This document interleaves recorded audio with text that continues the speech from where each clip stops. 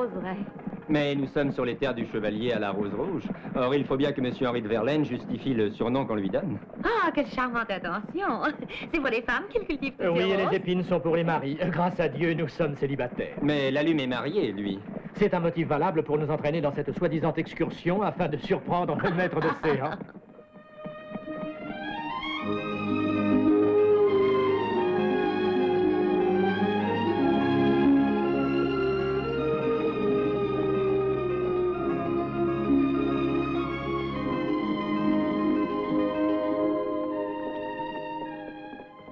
Le comte de Verlaine est-il chez lui? Non, non. Non, monsieur le comte de Verlaine est sorti il y a quelques heures. Attention, Bernard, un majordome menteur va tout droit en enfer. Mon cher Lalume, l'idée de cette visite étant de vous, nous comptons sur vous pour nous guider. Mais, non mais messieurs, mais je vous en prie, messieurs. Mais enfin, messieurs, voyons.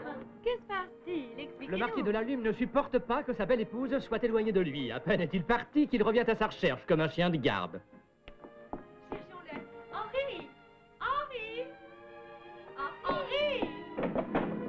Voyons de ce côté. Henri! Henri! C'est étrange. Où est-il donc? S'il n'est pas ici, où peut-il bien être, ce coquin? Henri! Cécile? Mais que vois-je? Je n'osais pas l'espérer. Vous êtes un impertinent, car je ne suis pas seule et je ne suis pas venue pour ce que vous croyez, cher Henri. Je vois, hein. Le voilà, il est là, dissimulé dans sa bibliothèque. Henri, il y a un moment que nous t'appelons. Oh, mon ami, voilà bien les effets d'une profonde lecture philosophique. Ce sont les pensées de Pascal. Un esprit souverain, une intelligence supérieure. Mon auteur préféré, je dois dire. Monsieur de Verlaine, vous arrive-t-il souvent de vous cacher et de faire dire que vous êtes sorti? Non, seulement quand je lis Pascal, mon cher Lalume. C'est une espèce de retraite que je m'impose en son honneur.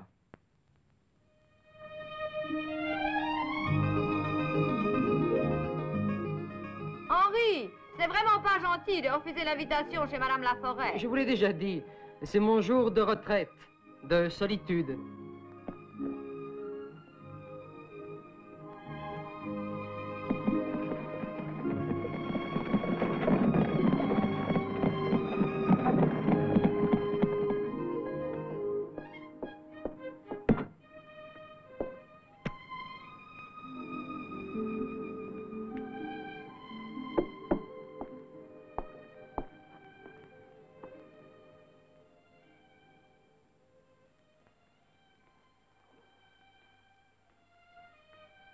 Ils sont partis. Oui, finalement. Grâce à Dieu. Remercions Pascal. Pascal? Qui est-ce? Non, c'est un très vieil ami à moi. Il n'y a pas de race plus exécrable que celle de ces fâcheux. À part celle des maris, bien entendu. Surtout les maris qui harcèlent leurs femmes. J'ai deviné, mon chéri. Rassure-toi, Antoinette, ce n'était pas ton mari. Tu en attendais donc une autre? Une autre? Mais mon amour, il n'y a personne d'autre que toi. Mon passé est enterré, mon âme, je te le jure. Désormais, pour moi, il n'y a que toi.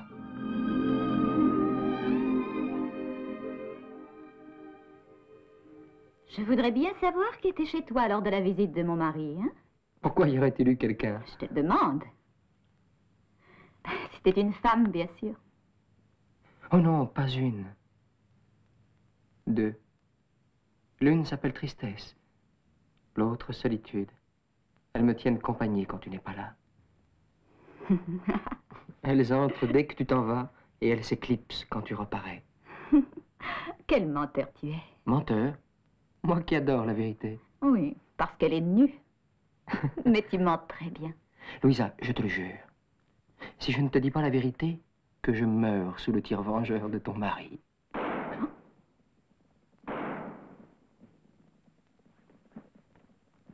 Qui cela peut-il être? Je n'en ai pas la moindre idée. Va voir.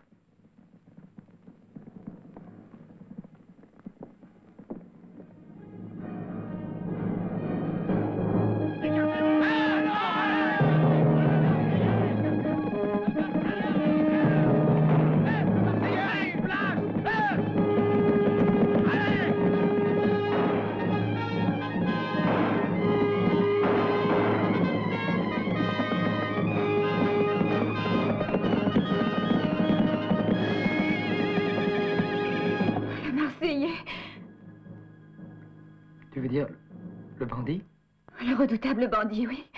Marquis de la Lume, écoute-moi.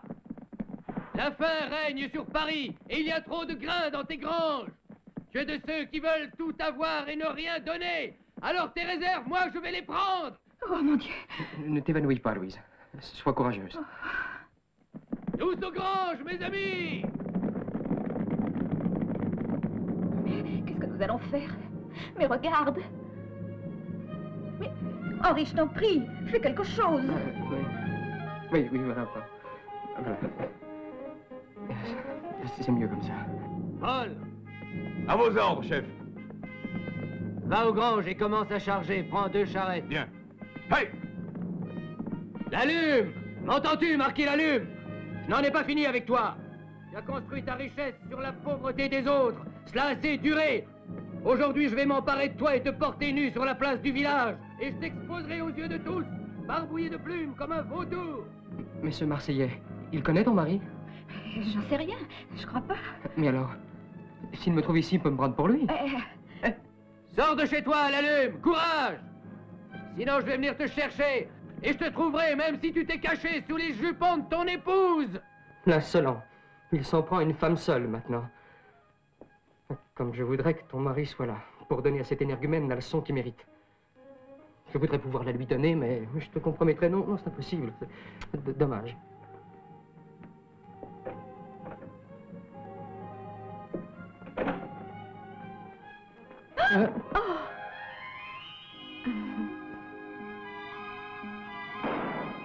Tu crois que c'est le moment?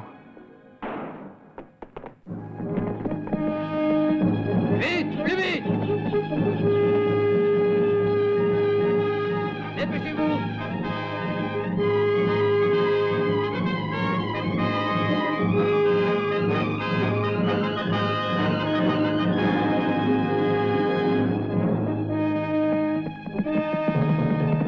Allons, dépêchez-vous!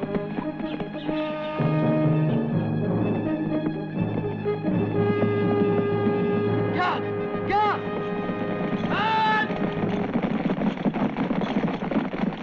Vite! Courez vite chez le marquis de la Lume! Que se passe-t-il? Le Marseillais! La marquise est seule, il faut la sauver! Au galop!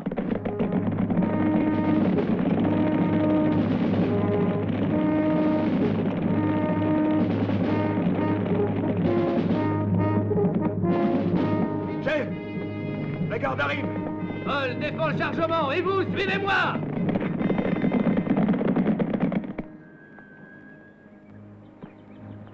Ah. Eh ben, c'est pas étonnant, voilà pourquoi tu boitais. Et on prétend que ça porte bonheur. Bien.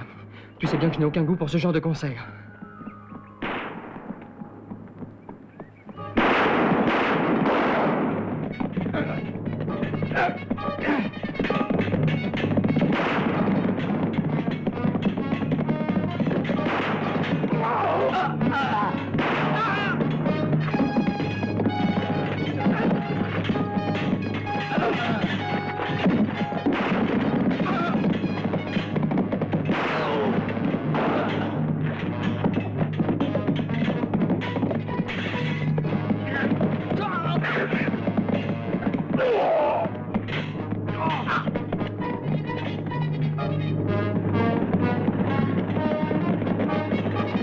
Goro, Germain, Leclerc, vous restez avec moi! Les autres, allez défendre les charrettes, allez vite! Oui, chef. Allons-y!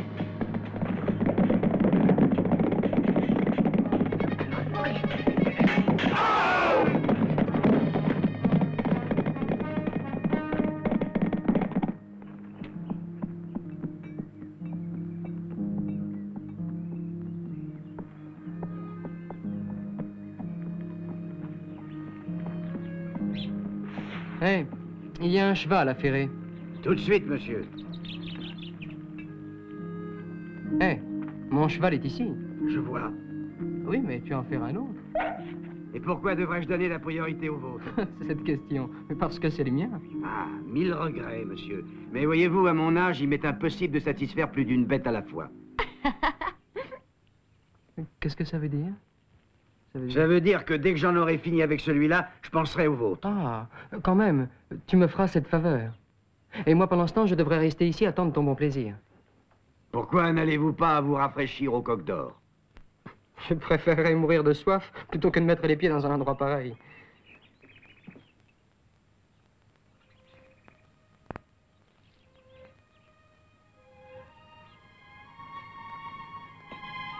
Tu sais, tu m'as donné une excellente idée. Hé, Maria! C'était bon, oui? Oui. Et voilà ce Godluro qui vient donner des ordres ici. Bien.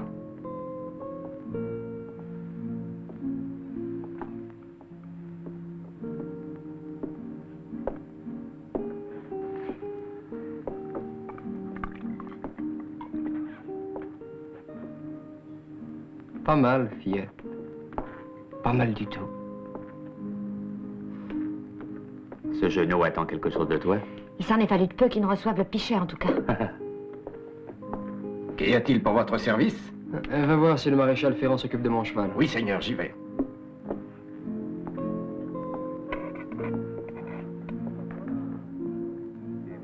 On ne t'a jamais dit que tu étais belle? Si tu étais un tout petit peu plus sociable, tu serais parfaite. Il me plaît d'être ainsi. Moi aussi, tu me plais comme tu es. Et je ne me trompe jamais quand il s'agit d'apprécier une femme. Pour toi, à mon avis, en plus de tes qualités apparentes, tu dois en avoir d'autres. Cachées, mais tout aussi appréciables. Je suis une assez bonne cuisinière, monsieur. Voulez-vous goûter à ma soupe aux poireaux? Je suis sûr qu'une fille comme toi a mieux à offrir. Alors une soupe aux épinards? Ou aux herbes? Excluons les potages. Vous n'avez pas d'appétit? D'appétit? J'ai plutôt une fringale. Alors mangez. Ah. Mais l'homme, fillette, est composé d'un corps et d'une âme. Pour la faim corporelle, ta soupe aux poireaux peut bien faire l'affaire. Mais sais-tu ce qu'il faut pour rassasier l'âme? La beauté. Voilà le mets qui peut rassasier une âme affamée. Et jamais je n'ai vu une beauté aussi appétissante que la tienne. Oh, Seigneur, je ne suis pas habituée à une telle galanterie. Vous voulez vous moquer de moi? Je n'ai jamais été aussi sérieux. Je ne voulais pas entrer ici. Mais depuis que je t'ai vu, cette auberge me semble le plus délicieux endroit du monde. Oh, mais c'est pas possible. Un seigneur comme vous. Possible que quoi?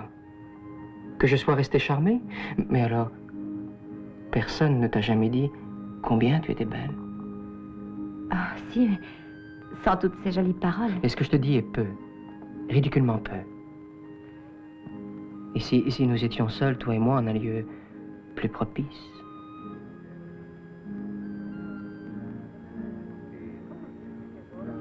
L'escalier est là.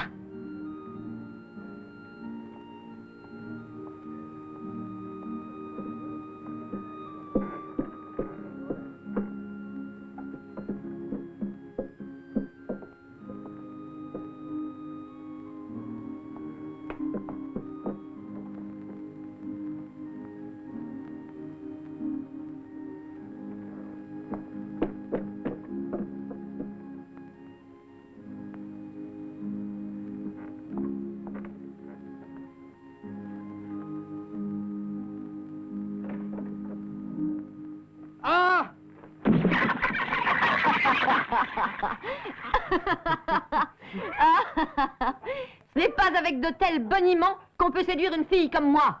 Je suis désolée d'avoir déçu votre Altesse. J'ai quelque chose à vous apprendre. Les damoiseaux comme vous, je les déteste. Et moi, par contre, je te trouve adorable. Tort, inutile d'insister. Allez donc au diable. Et allez-y à cheval, ainsi vous y serez plus rapidement.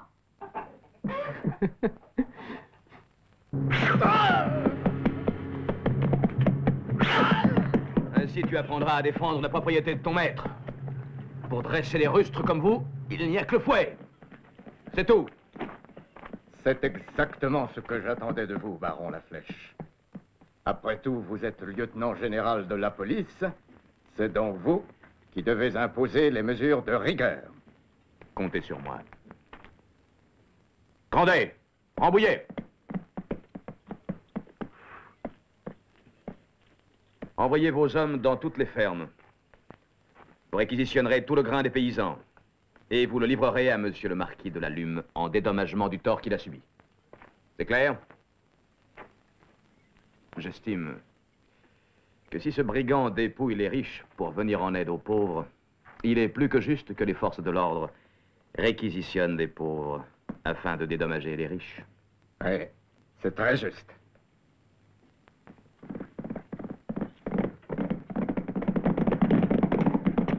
Monsieur le lieutenant général, le Marseillais a été attaqué par nous à proximité du bois et nous sommes absolument certains de l'avoir blessé. Bravo. Alors, vous l'avez fait prisonnier? Eh non, hélas, nous aurions pu seulement le prendre avec l'aide d'un 2e escadron. Un 2e escadron. Vous n'êtes que des bons à rien. Écoutez-moi. Ratissez tous les environs. Perquisitionnez dans toutes les maisons. Ce maudit bandit a pu se réfugier dans l'une d'elles. Il ne peut s'échapper encore cette fois-ci. Dépêchez-vous. Allons!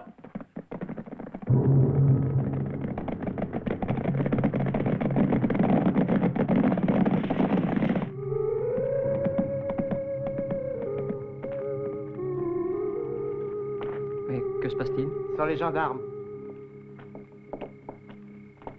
Comte de Verlaine, je suis le capitaine Rambouillet. Pardonnez-nous cette intrusion dans votre maison. Ordre du baron Laflèche. Et puis-je en savoir le motif? Vos domestiques sont déjà au courant. Quant à moi, j'exécute les ordres. Veuillez nous excuser. En avant.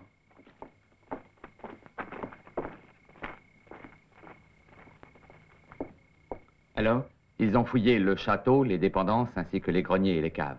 Mais que cherchait-il? Oh, Seigneur, peut-être vaudrait-il mieux que vous demandiez des explications au docteur Durand. Le docteur Durand est ici? Dans la bibliothèque, Seigneur, oui. Oh, finalement, une bonne nouvelle au bout de cette journée désastreuse. Il ne se montrait plus ce vieillibou. J'avoue qu'il commençait à me manquer. Seigneur! Ce cher Marcel.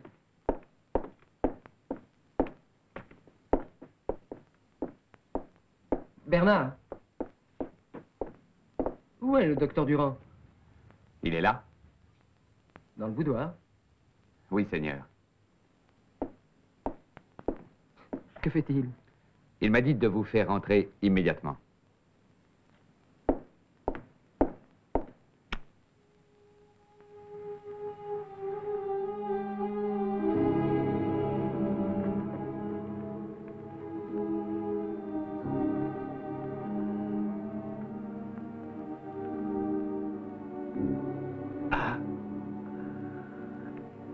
Docteur.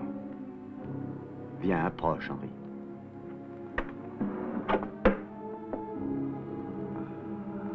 Restez tranquille.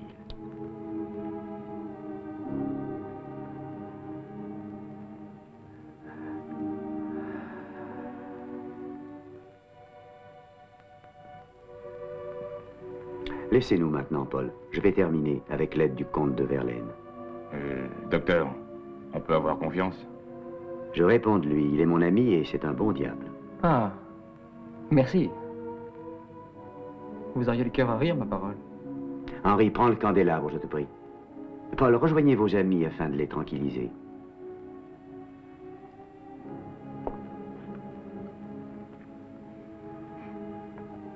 Approche-toi, Henri. Plus près, éclaire la blessure.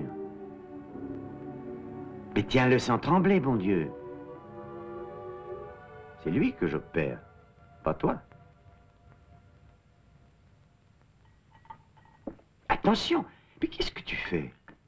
Un cognac à 4 louis la bouteille. Je connais tous tes domestiques et pas un d'entre eux ne dira la moindre parole qui puisse te faire tort. Mais allez-vous m'expliquer? Vois-tu, Henri? Il y a des circonstances dans la vie où on n'a que quelques secondes pour décider. Décider de la vie d'un homme. D'un homme? D'un brigand, oui. Oui, on l'appelle aussi un brigand, un bandit. On l'appelle, c'est un bandit. Je te l'affirme. Et j'en sais quelque chose. Toi? J'en ai entendu parler. Mais comment croire qu'un gentilhomme comme toi puisse se commettre avec cette canaille? Ils sont venus me chercher chez moi. Je suis médecin. Et c'est mon devoir de soigner un blessé. Ces gens l'avaient caché dans un fourré non loin de ta maison. Je devais extraire le projectile et il était absolument nécessaire d'opérer tout de suite. Or, dans son état, le transporter loin était impossible, surtout vu les circonstances. Car tout le pays est infesté de sbires qui sont à sa recherche. Je me suis souvenu de toi, de ton boudoir, et grâce à toi, nous étions sauvés. Tu as l'air d'oublier qui tu as sauvé. Henri, je vais te répondre. Si quelqu'un souffre, j'ai le devoir d'ignorer qui il est. Pour un médecin, un blessé n'est plus un gentilhomme ni un bandit, mais un être humain qui a besoin d'être secouru. C'est ton point de vue, pas le mien. Un médecin est en contact quotidien avec la souffrance et avec la misère. J'en vois trop autour de moi chaque jour, des souffrances et des misères, opposées à l'incompréhension et à l'injustice de ceux qui nous gouvernent. C'est pourquoi je bénis le ciel qui a fait en sorte que je puisse épargner la mort à ce bandit, comme vous l'appelez tous, qui obsède ton ami la flèche. Avec ta permission, demain, je reviendrai le visiter. Fais comme tu crois. Malgré tout, tu es toujours chez toi dans ma maison. Merci. Oui, mais dépêche-toi de le guérir. Et n'oublie pas que j'ai besoin de mon boudoir.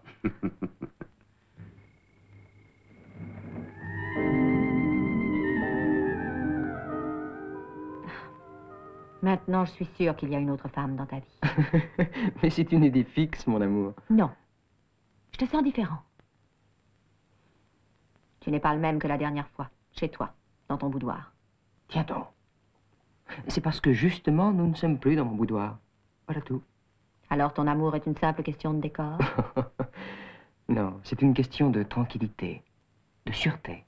Oh, Henri, comme si je ne connaissais pas mon mari. C'est que je le connais, moi aussi. Et je sais que c'est une des meilleures lames de France. Je parlais de ses habitudes. Quand il emmène avec lui une grande malle, il reste à Paris au moins une semaine. Sais-tu ce que je vais faire? Non.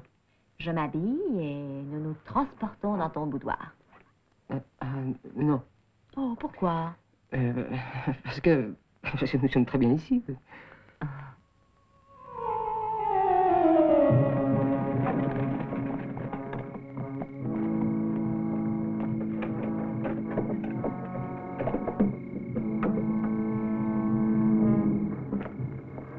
Je vous en prie.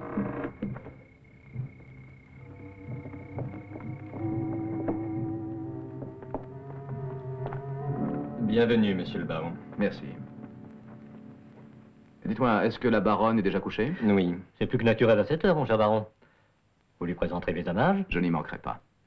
Faites apprêter l'appartement d'honneur pour le comte d'Artois. Bonne nuit. Bonne nuit.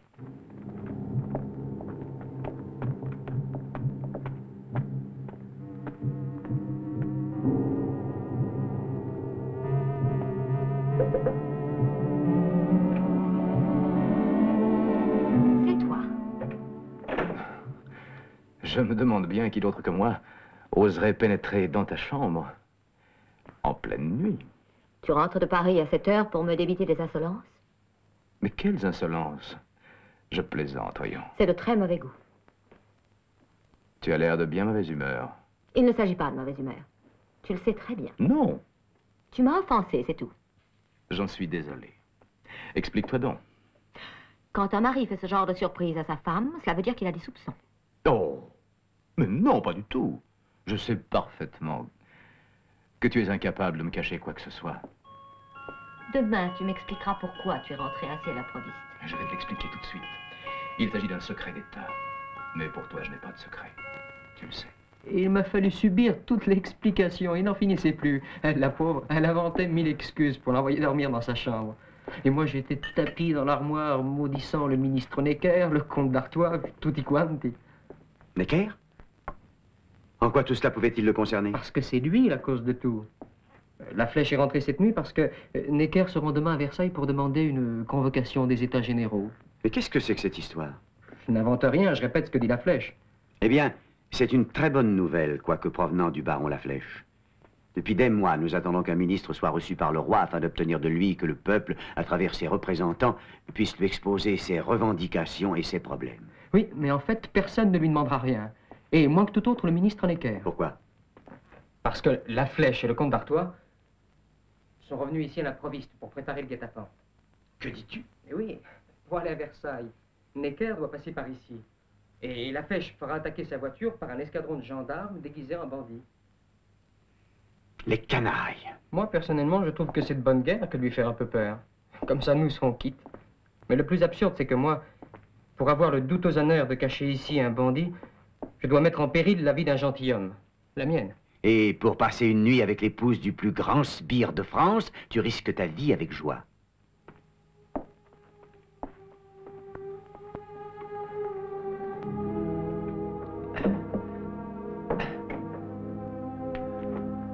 Mais qu'est-ce que vous faites? Vous êtes devenu fou. Ma parole, la fièvre vous est montée au cerveau. Non. Il faut que je m'en aille. Vous en allez, mais vous voulez donc vous suicider? Ma présence ici, pour vous... Ah, parfait. Ah, vous écoutez aux portes, maintenant. J'ai entendu sans le vouloir. Excusez-moi. N'en faites pas un monde. De toute façon, vous ne m'avez pas entendu dire au docteur Durand que je voulais vous expulser. Vous n'êtes pas susceptible, j'espère. Allez, en tout cas, vous allez vous remettre au lit et tout de suite. Vous avez bien raison, cher docteur. C'est vrai que vous êtes un bon diable. Ne parlez plus maintenant. Ça vous fatigue. Il faut que je m'en aille.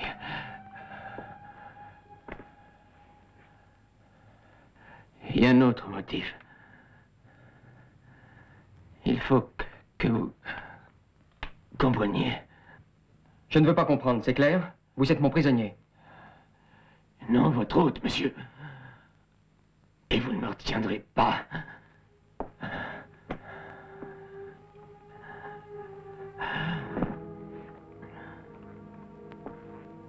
Vous voyez? Et si je vous demandais d'y aller, vous? Moi? Et de porter un message à un ami. Il faudra faire attention. De ne pas vous faire remarquer. Excusez-moi, mais que Henri de Verlaine devienne le messager du Marseillais? Non, non, ça dépasse les bornes.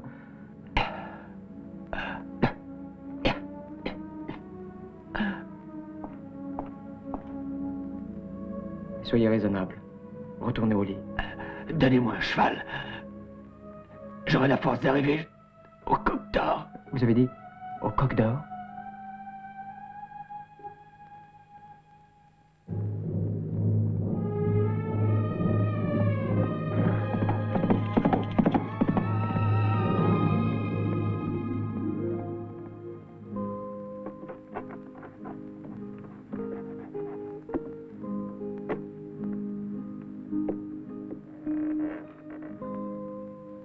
Mais tu es sûr d'avoir bien compris? J'ai bien compris.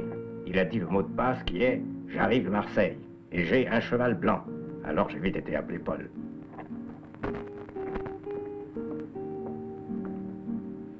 Goûtez ce ragoût. Il est bon? Paul sera là d'un moment à l'autre. Bien, parce qu'il s'agit d'une chose très urgente et très importante. Vous le connaissez vraiment très bien, Paul? Jeune fille, la curiosité est toujours un défaut déplorable. Pour toi qui jouis dans la confiance de gens tels que Paul et moi-même, c'est une faute grave. Oui, très grave. Je suis désolée, Seigneur. Mille excuses. À la façon dont il m'a parlé, il semble bien appartenir au nôtre. Voilà, Paul. Nous allons bien voir s'ils se connaissent. Dites-moi vite, comment va-t-il? Vous affolez pas, je vous ai simplement apporté un message. Ah, Dieu soit loué, j'ai craint en vous voyant. Non, pas ici. Suivez-moi.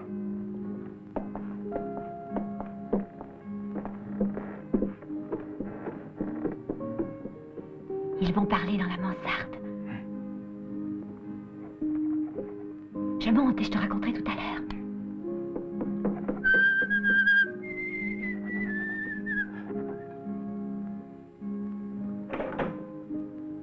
Si on a besoin de toi, on t'appellera. Maintenant, retourne à tes fourneaux. Allez, va-t'en! Faites attention à cette fille-là.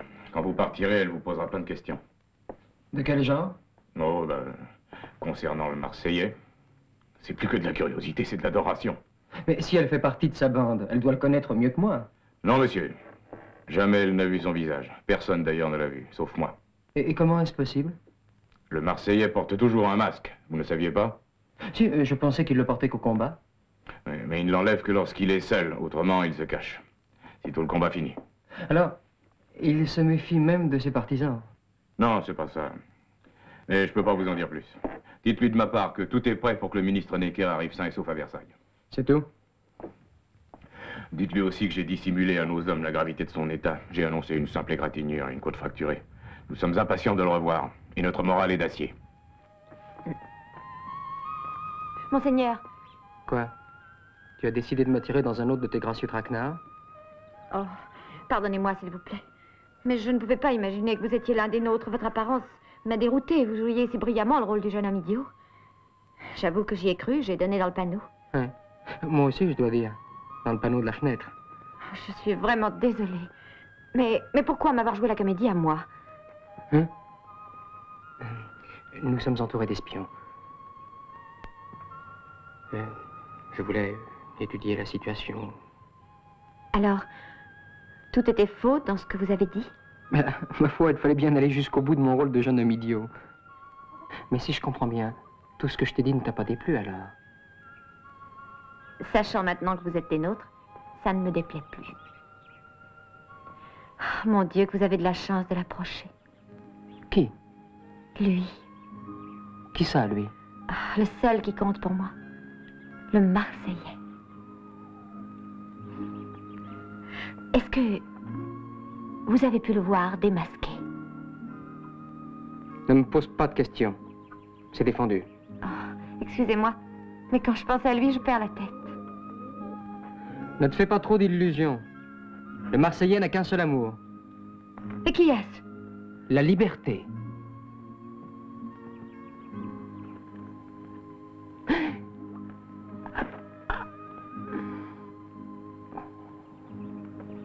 Qu'est-ce que vous avez? Rien. Rien, rien. Est-ce que vous êtes blessé? Bon, une simple égratignure. Au côté droit, Seigneur? Oui, au côté droit. Pourquoi me regardes-tu ainsi? Ne me dis pas que cet imbécile de Paul... Oh, oui, il a parlé tout à l'heure de votre blessure. Oh, finalement, je te vois, Marseillais. Chut! Ne laisse jamais échapper ce nom. Allez, viens. Mais qu'est-ce que vous faites? Viens.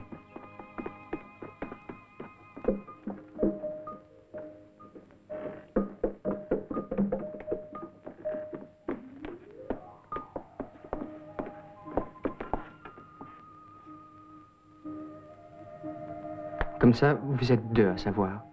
Paul et toi. À te connaître, oui, nous sommes deux. Mais tu me promets, Maria, de ne faire aucune allusion. Et surtout pas à Paul. Je te le jure. Je te donnerai ma vie si tu la voulais. Je le ferai avec joie. Mais la vie est un bien précieux. Comme l'amour. Je t'ai aussi donné mon cœur. Hein? Ça te fait mal? Oui, si je pouvais m'étendre un peu. On ne pourrait pas avoir une chambre dans cette auberge? Oh, mais oui, il y a la mienne. Ah oui?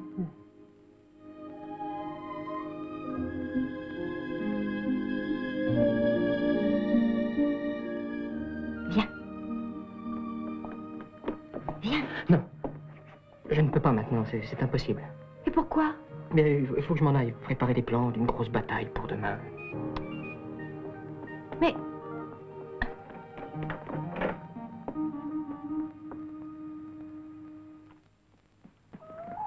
Mais tu ne peux pas te battre avec ta blessure.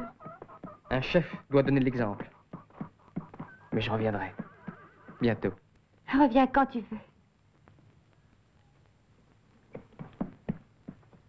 Mais ça ne te fait plus mal? Hein?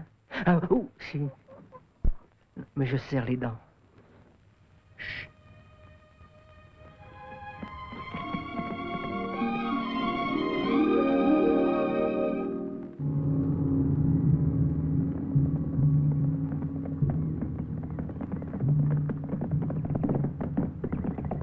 La voiture vient de franchir le pont, capitaine. Il n'y a pas de capitaine, imbécile.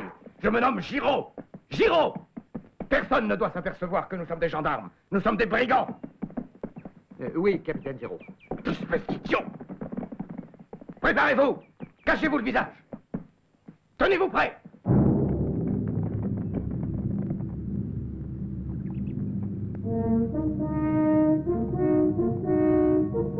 Le voilà! À l'attaque!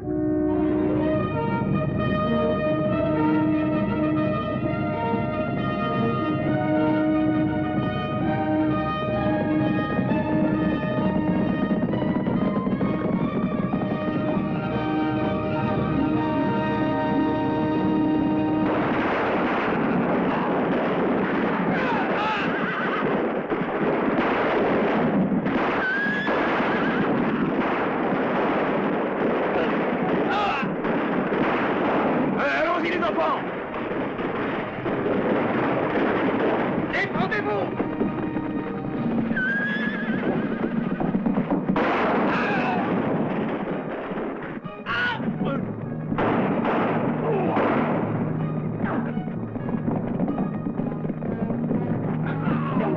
Revenez ici! Bande de lâches! Bon à rien!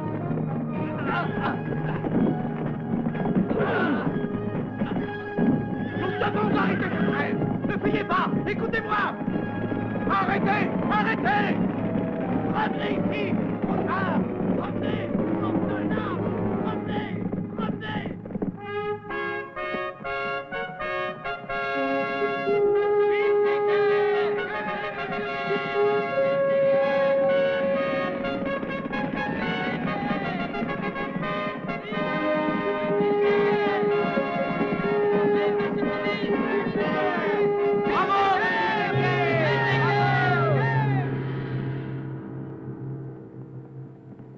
C'est inexplicable.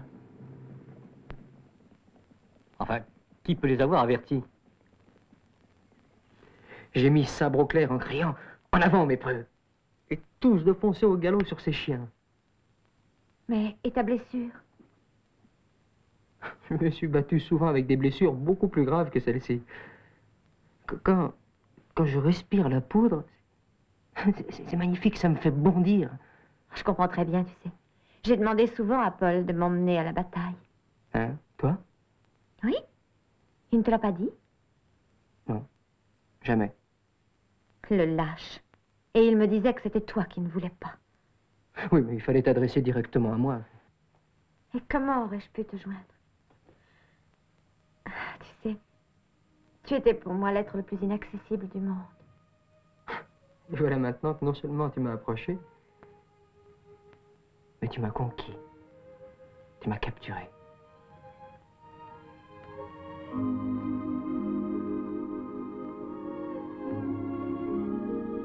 Écoute-moi.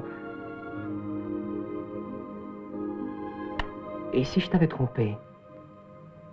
Comment ça? Oui, si je n'étais pas le Marseillais. Quoi? Si j'étais un imposteur.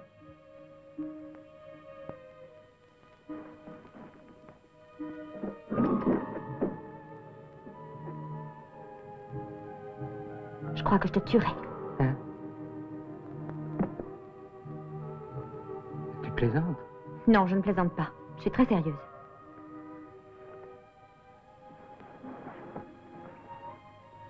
Tu es pour moi quelque chose de sacré. Si je découvrais que tu es un autre, mon unique but serait de me venger en te tuant.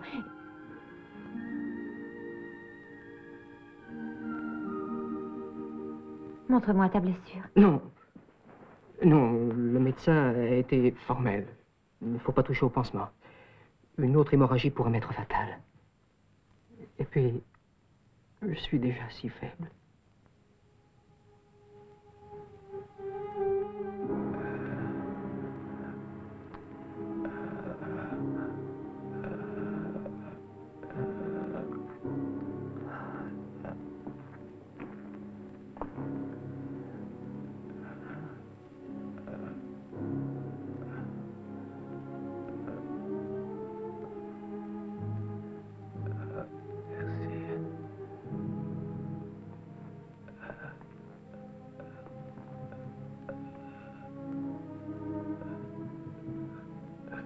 Paul, souviens-toi ce que je t'ai dit tout à l'heure. Je ne dois pas mourir. Je ne dois pas mourir.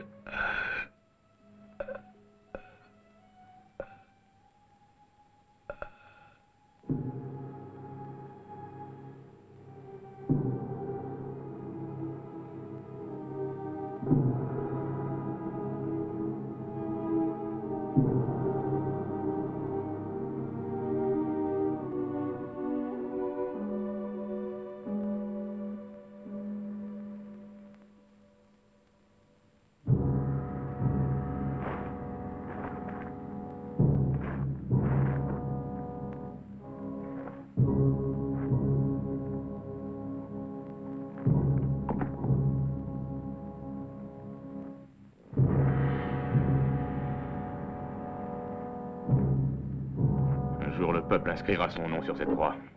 Et sa tombe sera vénérée de tous. Mais personne ne doit connaître sa mort pour l'instant.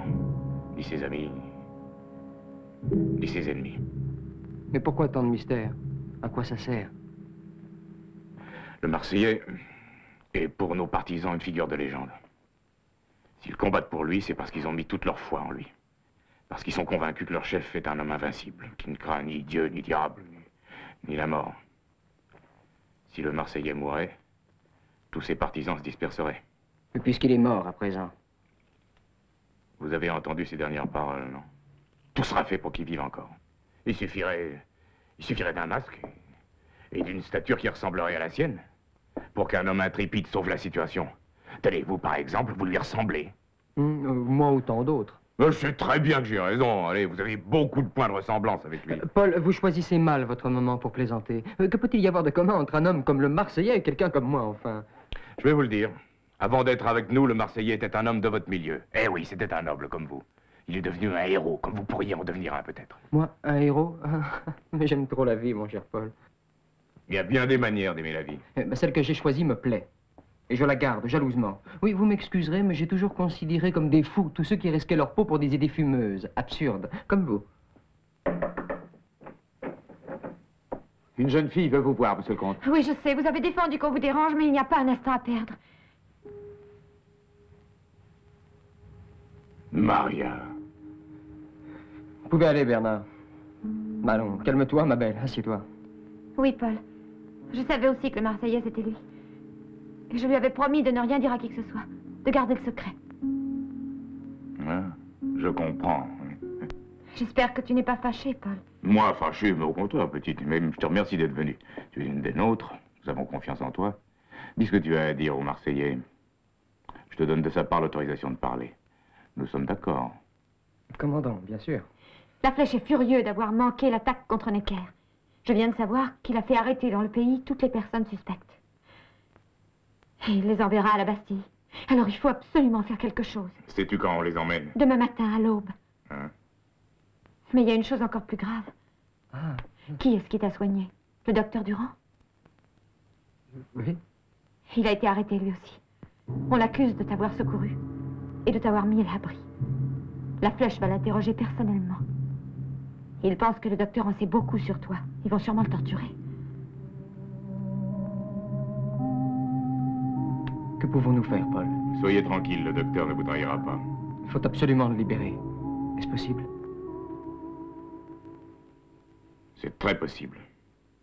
Si vous leur donnez, et si vous venez avec nous. Moi aussi, je viens avec vous. Tu me l'as promis. Oui, je te l'ai promis, mais... Oh, n'aie aucune peur pour moi. Je sais très bien tirer.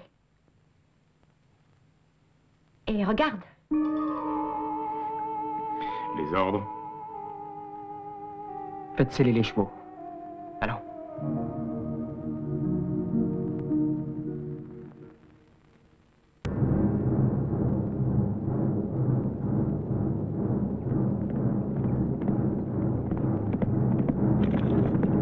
Le Marseillais est revenu! Il est revenu! Vive les Dragons!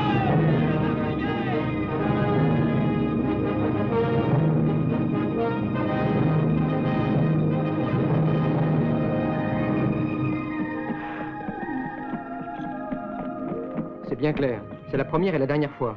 Et seulement parce qu'il s'agit du docteur Durand. Et à la petite, vous lui direz la vérité? Maria, j'en fais mon affaire. Mais en attendant, cette folle s'est mise en tête de faire le coup de feu.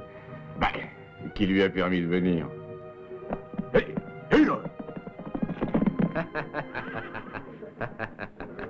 Les tue pas tous, Maria. Laisse-en quelques-uns pour nous. Tu n'es plus à l'auberge, j'en fais attention. C'est un pistolet que tu tiens, c'est pas une casserole. Spirituel, attendez un peu, bientôt vous rirez moins. Paul, n'est-ce pas que le Marseillais m'a permis de combattre? C'est vrai, oui.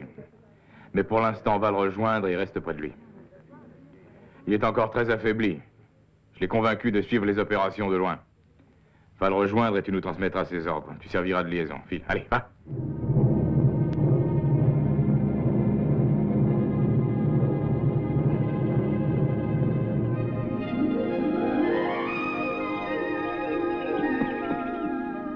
Tu ne dois pas bouger d'ici, toi. J'irai leur transmettre tes ordres.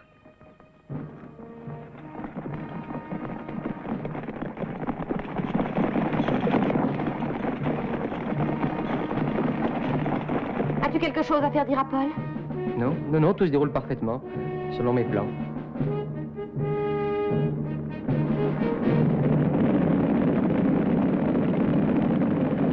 Allons délivrer nos amis! En avant!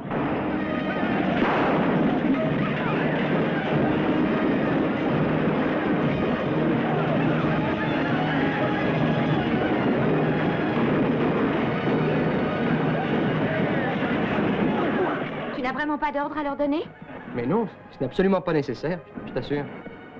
Alors il est inutile que je reste ici. Maria! Maria! Reviens immédiatement! C'est un ordre!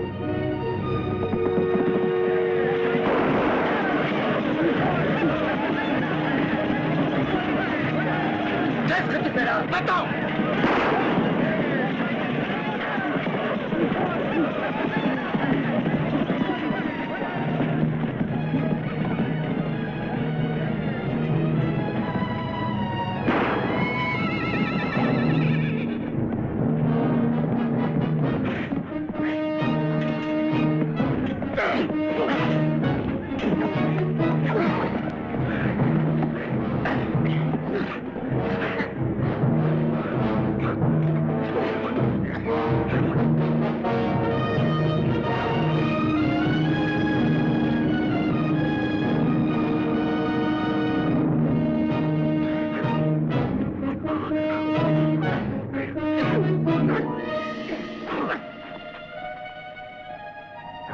De Verlaine.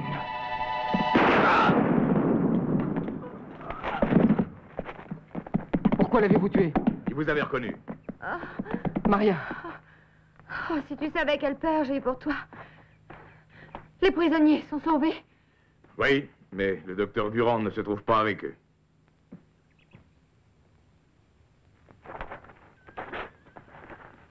Comment? Ils l'ont remis en liberté? La Flèche n'est pas un homme à changer d'avis.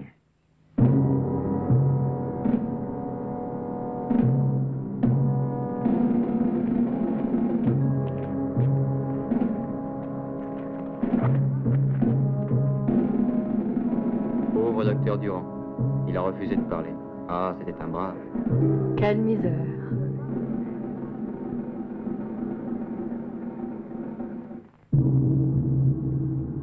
Vous connaissiez le docteur Durand? C'était mon médecin traitant. Je l'ai toujours considéré comme un homme de bien. Il est bien évident, mon cher de Verlaine, que votre connaissance en homme est très limitée. Cela compense votre expérience en femme, qui est grande, m'a-t-on dit. Je n'ai pas le cœur à badiner, baron. Je suis venu vous adresser une prière au sujet de Madame Durand. Eh oui, le chevalier à la rose rouge ne s'intéresse qu'aux femmes. Vous me sous-estimez. Il s'agit de toute autre chose. Je vous demande de faire un geste humain. Faites sortir de prison cette malheureuse veuve et rendez-la à ses enfants. Vous parlez d'humanité, mais ce n'est pas avec de beaux gestes et du sentimentalisme que j'arriverai à enrayer la vague de complots qui depuis longtemps sévit contre l'État et contre le roi. Mais que vient faire dans tout cela, je vous le demande, une inoffensive femme comme Madame Durand? Mon cher ami, vous êtes célibataire et encore très jeune. Les épouses n'ignorent rien de leur mari, ni leurs intentions, ni leurs secrets. Par exemple, la mienne, je ne sais comment, elle est toujours au courant de tout. Cette Madame Durand doit en savoir long sur les activités de son mari. Aussi est-ce par elle que j'obtiendrai des précisions sur ce satané Marseillais. Elle doit savoir où il se cache et qui sont tous ses complices. 1000 regrets. Cette femme demeurera en prison, elle ne veut pas parler, mais nous saurons l'y forcer. Mais je vous répète que Madame Durand, beaucoup plus qu'une épouse, a toujours été une mère admirable, dévouée. Vous êtes donc si intime avec cette personne? Oui, c'est une amie. Ce qui veut dire que vous avez toute sa confiance. C'est bien ça. Sans aucun doute. Cher de Verlaine, vous êtes un fidèle et loyal sujet de notre roi. Alors peut-être accepterez-vous de m'aider. Allez à la prison. Demandez à voir cette épouse obstinée. Et faites-lui avouer tout ce qu'elle n'a pas voulu me dire, et que je dois savoir coûte que coûte. En échange, promettez-lui en mon nom la liberté, et toutes les faveurs qu'elle voudra. Toutes! Ne reculez devant aucun mensonge afin d'y arriver. Mais vous me demandez de leurrer la veuve du docteur Durand. Dans son propre intérêt. Il ne lui reste rien à espérer, sachez-le. Si elle refuse de parler, des mesures extrêmes seront prises contre elle. En cas de nécessité, il nous arrive d'employer des méthodes assez déplaisantes pour obtenir certaines confidences involontaires. Vous ne faites pas allusion, j'espère, à la torture. Mais si, bien sûr. Croyez-le, je n'hésiterai pas une seconde. C'est effroyable, c'est inhumain. Mais nécessaire à une époque comme celle-ci. Le peuple, depuis quelque temps, relève un peu trop la tête. Il serait dangereux de laisser apparaître un signe de faiblesse. Il ne faut jamais être intimidé par la racaille. Cela équivaudrait à perdre nos biens, notre puissance et nos privilèges de classe. Ces privilèges qui vous permettent, très cher comte, de consacrer exclusivement votre temps à votre roseraie ou à vos maîtresses. Rappelez-vous que tout cela peut disparaître comme par enchantement. Il n'y a pas des hommes de ma trempe qui ne craignent pas de dresser le gibet. Ce gibet au bout duquel se balance votre ami Durand vous protège aussi, monsieur de Verlaine. Alors, qu'est-ce que vous en dites? Je vous fais préparer un permis de visite à la veuve Durand? J'y réfléchirai, baron Laflèche. J'y réfléchirai.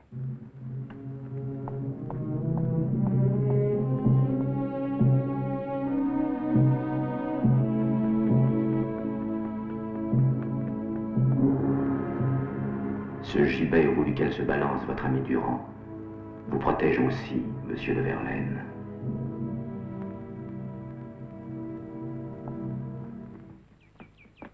Monsieur le comte s'en va. Oh, Antoinette. Bonjour. Qu'es-tu allé faire chez mon mari? Présenter une supplique. Ah non, c'est à moi que tu vas les réserver, tes suppliques. Mon mari part aujourd'hui pour Paris. Il doit faire un rapport sur les événements qui se sont produits ici, au ministre de la Police. Il paraît qu'on a fait pendre un homme, un médecin. N'est-ce pas merveilleux? Nous allons enfin avoir un peu de temps. Et pour toi, c'est ça le plus important. Mais pour toi aussi, j'espère. Henri, on peut savoir ce que tu as. Je ne te reconnais pas. Je vous le demande encore une fois. Êtes-vous vraiment décidé à prendre sa place? Oui. Et j'en rends grâce avant tout au baron Laflèche. C'est lui qui m'a fait comprendre quelle est la route que dorénavant je veux et je dois parcourir jusqu'au bout, coûte que coûte. Pour le moment, il vous en coûtera 10 francs de l'heure.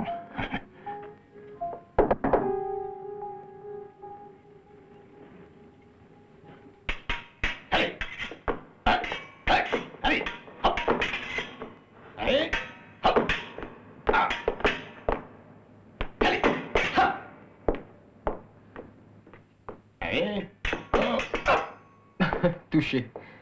Alors, qu'en pensez-vous, maître? C'est pas si mal. Il a besoin de s'exercer. Mais si notre jeune ami fait confiance au grand Michaud, au bout de quelques leçons, son style deviendra parfait et de la plus exquise élégance. À vous dire vrai, j'aurais surtout besoin d'apprendre quelques bons coups. Je comprends tout. Monsieur, personne d'autre n'aurait pu faire cela pour vous. Michaud vous mettra dans les conditions d'affronter victorieusement votre duel. Il s'agit bien sûr d'un redoutable spadassin. Plusieurs peut-être. Plusieurs. Cependant, vous avez l'air assez placide. Plusieurs. Patience. Pour commencer, que pourrais-je vous enseigner? Voyons un peu. À me battre à cheval. Qu'avez-vous dit? À cheval. Monsieur, vous avez dû noter que l'époque des paladins et des tournois est révolue depuis longtemps. Mais pourtant, mon prochain adversaire m'a bel et bien provoqué un duel équestre. Mais c'est un centaure. Eh bien alors, asseyez-vous ici. Un califourchon. La règle fondamentale d'un combat à cheval est celle-ci. Attaquez toujours le flanc gauche de l'adversaire. Hop!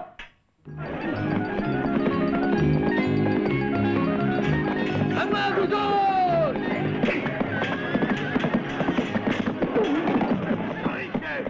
J'arrive!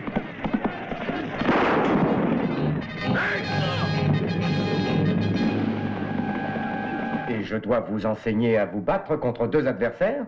Tous les deux ensemble ou un seul à la fois? Non, tous les deux ensemble. Mais quelle sorte de duel est-ce, dites-moi? Vous êtes fou, on ne provoque pas des juments. Charlotte! J'arrive, maître. Il va de soi que les honoraires seront doublés. Prends aussi une épée, Charlotte. Et allez-y, attaquez-moi, tous les deux. L'un sur la droite et l'autre sur la gauche. Allez. Attention. Attention. Allez. 1, 2 et 1, 2. 1, 2, 1, 2. Avancez, avancez.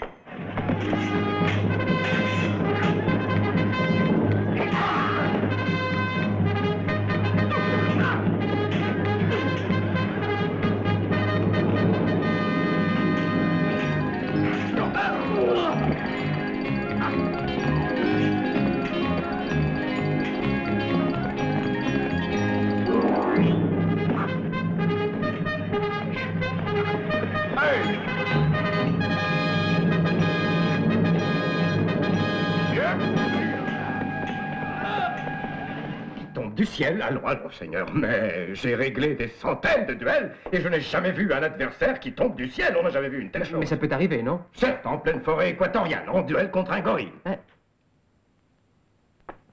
Quelle époque.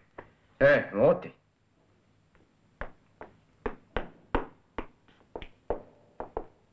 Allons, tombez-moi dessus.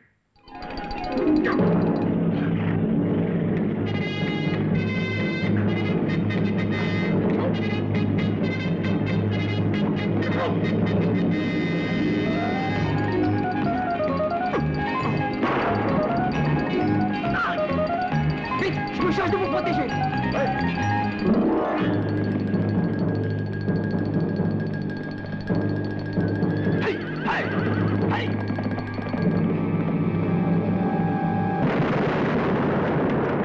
Vous travaillez dans ce bois et vous dites que vous ne vous êtes aperçu de rien.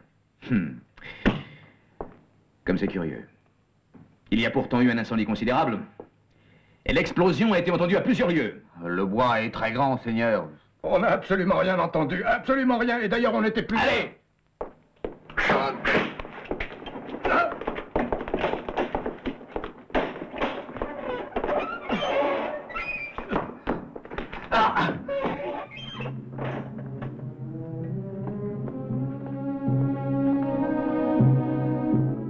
Je ne sais plus comment faire avec la veuve Durand. Elle refuse de parler. Ne vous inquiétez pas.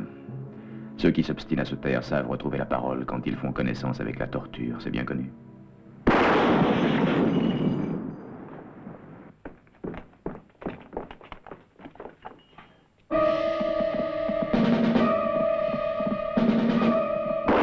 Attrapez-le!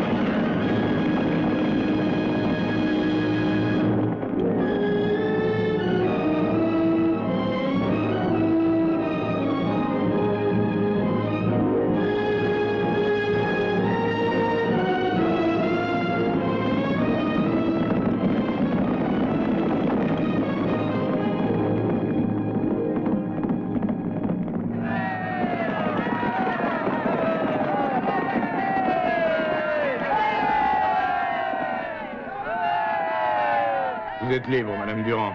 Nous vous avons trouvé un refuge. Vos enfants vous y attendent déjà. Merci. Bonne chance. Merci. Allez! À moi! À l'aide! Au secours! Au secours!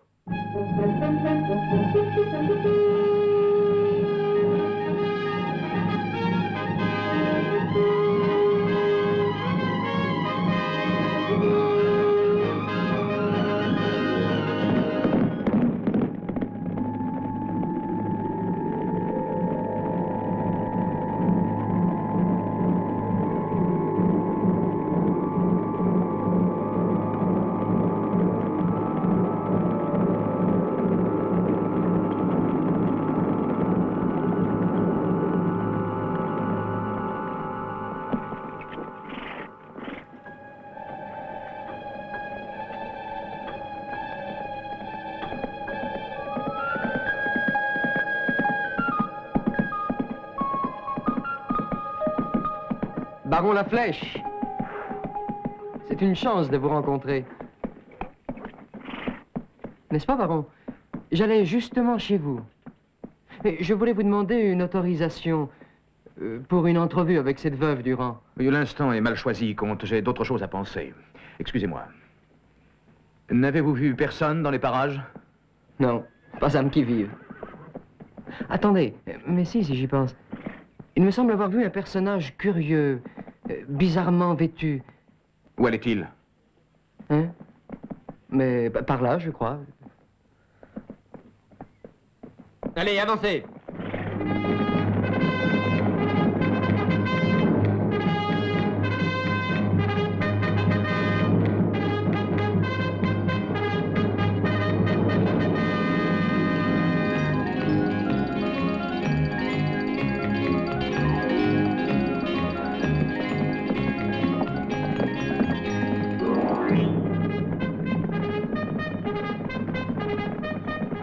Je suis terriblement mortifié. J'ai commis une bévue impardonnable. Mais de loin, je l'avais pris pour un homme. Comte de Verlaine, vous devriez vous acheter une paire de lunettes. Allez, demi-tour.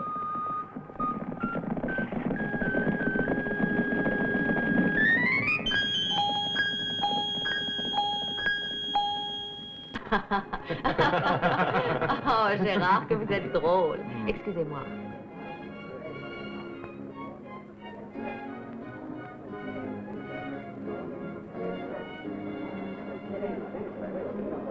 Ça a l'air d'un conte de ma mère Loi. C'est vrai. Ce brigand traqué, qui continue à caracoler impunément à travers nos campagnes. On n'est même plus en sécurité dans sa propre maison. Et pourtant, nous avons des légions de gendarmes superbement équipés. Et d'un courage spectaculaire. Mais ils ne servent qu'à la parade. Or, ce qu'il faudrait, c'est de l'imagination. Et le moins doué de cette qualité, ne craignons pas de le dire, c'est le baron Laflèche. On parle de mon mari. Avec enthousiasme, j'espère. Oui. Nous parlions de lui indirectement. Nous disions que le Marseillais n'a plus longtemps à vivre, qu'il fasse attention, ses jours sont comptés. Ses heures, dirais-je. Oh, maintenant tout le monde n'a que ce sujet de conversation. Vous aussi, monsieur de Verlaine. Je suis victime du mauvais exemple. Je vous pardonne pour cette fois. Et je vous permets de m'offrir le bras. Permettez. Écoutez, connaissez-vous la nouvelle que le comte d'Artois a ramenée de Versailles? Non. Il se pourrait bien que le roi exige la destitution de Laflèche. C'est vrai? Ce qui a contribué à vous mettre en fâcheuse posture, c'est le fait que ce bandit agit toujours en parfaite connaissance de cause. Il est au courant de tous vos projets. Chaque fois que vous allez arrêter quelqu'un, c'est toujours lui que vous trouvez ponctuel au rendez-vous. Oh, mon cher d'Artois, vous allez me faire croire que je vis entouré d'espions. Oh, mon Dieu, vous savez, il suffit parfois de domestiques un peu vénales. Impossible. Ils sont triés soigneusement, j'ai pris mes précautions. Mes domestiques sont pour la plupart des gens de la police déguisés. Ah, je m'explique maintenant pourquoi ils servent à table, comme s'ils jetaient la soupe aux prisonniers. À mon avis, ce brigand doit avoir de très hautes protections. Son coup de main en faveur du ministre Necker, la libération de la veuve Durand, prouve bien qu'il a un informateur placé en haut lieu. Je pense d'ailleurs que cet homme, ce mystérieux protecteur qui lui sert d'espion, se trouve sur la liste établie par nous. Vous n'êtes pas de mon avis? Sans doute, sans doute. Mais j'étais en train de penser que cette liste pourrait nous servir d'appât. Que voulez-vous dire? Eh bien, supposez que le Marseillais en prenne connaissance. C'est impossible. Il n'y a que ma femme qui soit au courant, en dehors de nous deux. Eh oui, pour le moment. Mais si nous chargeons certains de nos agents d'en parler à la ronde, et non seulement de la liste, mais du fait que nous la porterions tous les deux au roi à Versailles, la chose pourrait très bien arriver à ses oreilles. Dans ce cas, alors, il nous attaquera. Cela ne fait aucun doute. Car ce document est d'un intérêt capital pour le Marseillais. Il pensera qu'en s'emparant de la liste, il pourra sauver les suspects en question. Vous êtes prêt à en prendre le risque, Laflèche? Certainement. Et puis notre voyage se fera sous escorte. Oui. Oui, mais discrètement. Une douzaine de gendarmes, pas plus. Oh. Apparemment. En réalité, ils seront plus de 100. Je préfère ça. Cette fois, je crois bien que ce sera son dernier exploit. Si toutefois il ose le tenter. Non, il osera. C'est trop séduisant. Dès qu'il aura connaissance de cette liste, je me charge de tout. Je vais avertir mes meilleurs agents. Non. Non, la Flèche, je vais m'en occuper moi-même. J'ai sous la main des gens extrêmement doués, mais je vais m'en servir. Vous n'en prendrez pas ombrage. Mais non, comte. Je vous laisse le champ libre. Je n'ai pas de secret pour toi. Je te confie mes moindres pensées. Tu peux lire en moi. Comme dans un livre ouvert. Je t'en prie, l'ironie n'est pas de mise. C'est probablement à cause de ça que les choses en sont arrivées là. À force de lire et de relire toujours le même livre, on finit fatalement par le trouver ennuyeux. Mais voyons, qu'est-ce qui te fait penser à des choses aussi absurdes? Ton attitude, Henri. Parce que toi, tu me caches quelque chose. Ces derniers jours, tu es beaucoup plus mystérieux. J'essaye de me rendre intéressant. Le mystère a toujours fasciné les jolies femmes. Attention, on pourrait nous voir.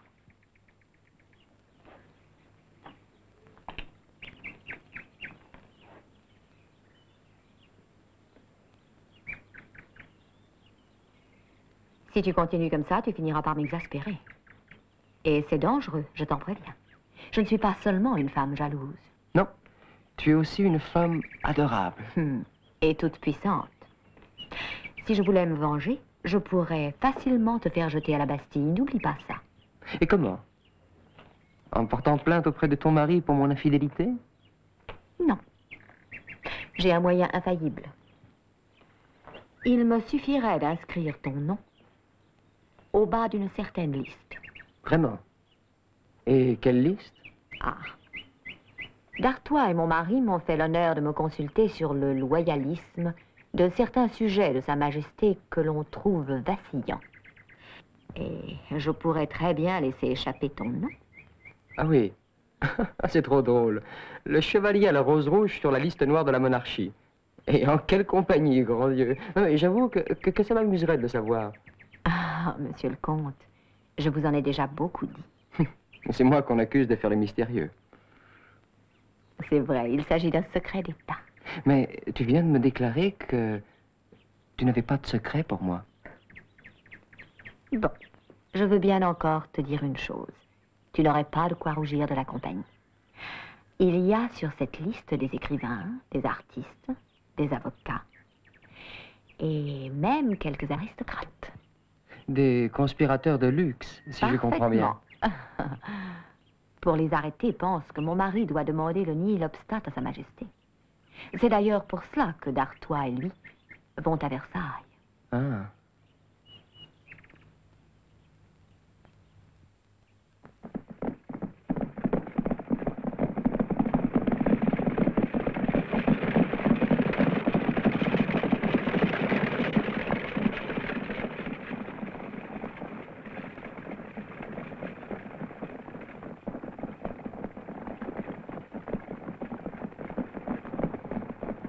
Nous ne devons plus être loin de Versailles, comte d'Artois. Oui, très juste. Il paraît invraisemblable que le Marseillais nous laisse arriver sans encombre. Oui. Ou alors c'est que personne ne l'a averti. C'est ce que je crois. Quand on fait circuler des bruits, il arrive parfois qu'ils s'égarent. Mais vous m'aviez dit avoir des agents particulièrement doués. Ne m'accablez pas, mon cher Laflèche. Errare humanomès.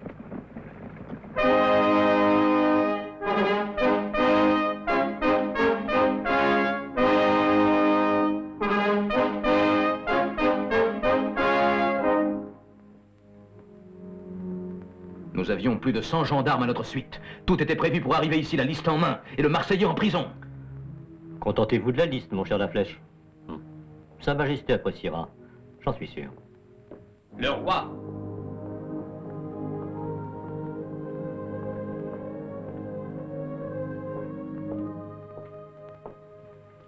Depuis quelque temps, cher frère, votre protégé ne nous donne plus de ces satisfactions qui nous ont permis de l'apprécier pour ce qu'il valait.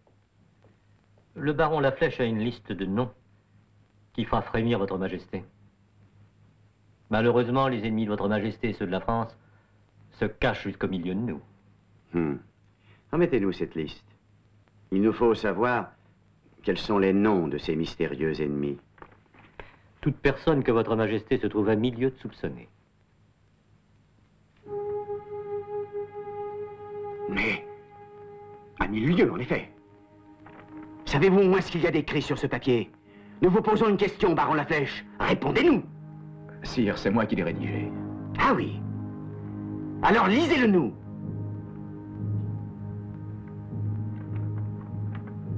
Nous vous écoutons.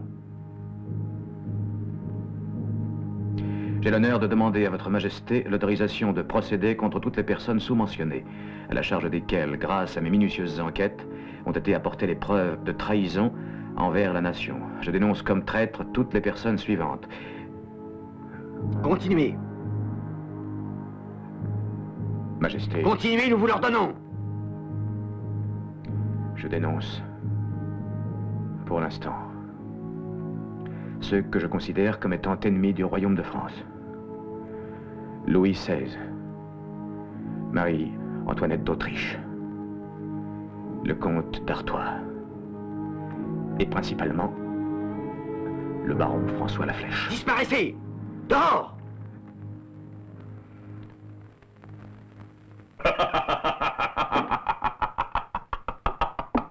Alors j'aurais voulu être présent quand le roi a ouvert la lettre. Le baron a dû avoir une fameuse surprise.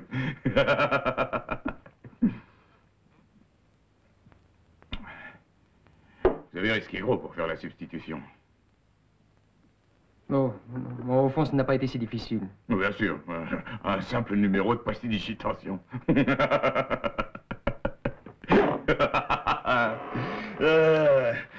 sais qu'il y a quelqu'un qui s'empresse toujours de faciliter vos entrées clandestines dans la maison des Laflèche.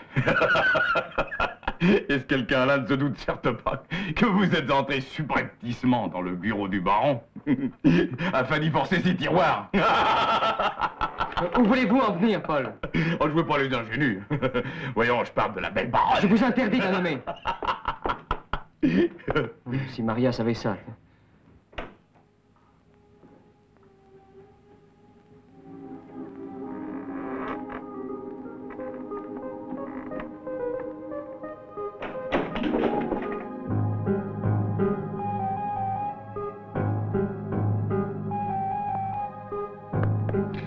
Bon. Eh ben, je vais dormir. Je suis mort de fatigue.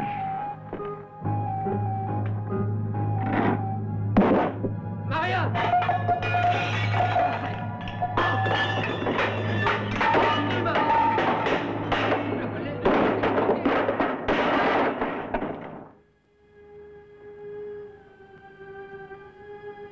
Ça te fait mal?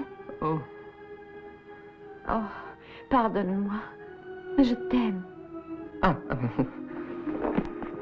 Ne me déçois jamais. Ce serait pas juste. Je ne l'ai pas mérité. Mais je t'ai expliqué.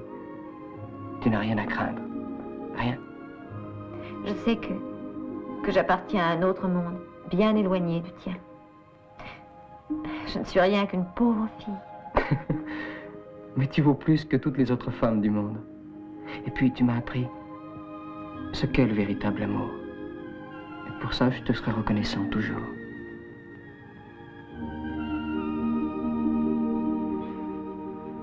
Un manquement grotesque qui nous attire le ressentiment du roi. Voilà la récompense de tous nos efforts. Je pense que vous avez eu bien tort de ne pas vous contenter de remettre la liste au roi sans le faire savoir à ce brigand de Marseillais. Mais qui le lui a fait savoir? Les hommes de confiance de monsieur le comte d'Artois. Et dans quel but? Eh bien, nous voulions l'attirer dans un guet-apens, mais il s'est montré plus retors que nous. Et j'en paierai les conséquences.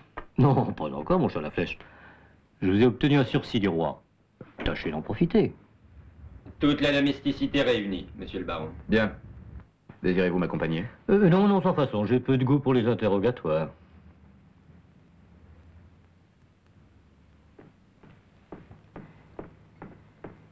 Néanmoins, ma chère, j'ai des questions à vous poser.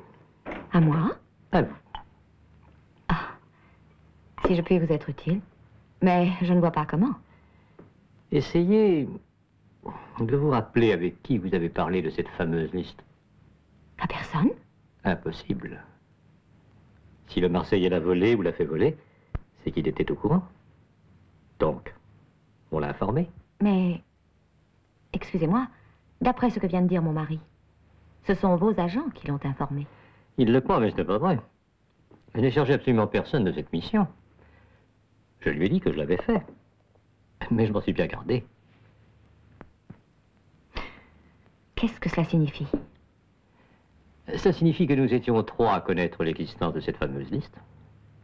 Votre mari, moi, et vous. Vous voyez, Antoinette, il y a longtemps que j'ai dans l'idée que les informations du Marseillais ne pouvaient sortir que de cette maison. J'ai voulu en avoir la preuve.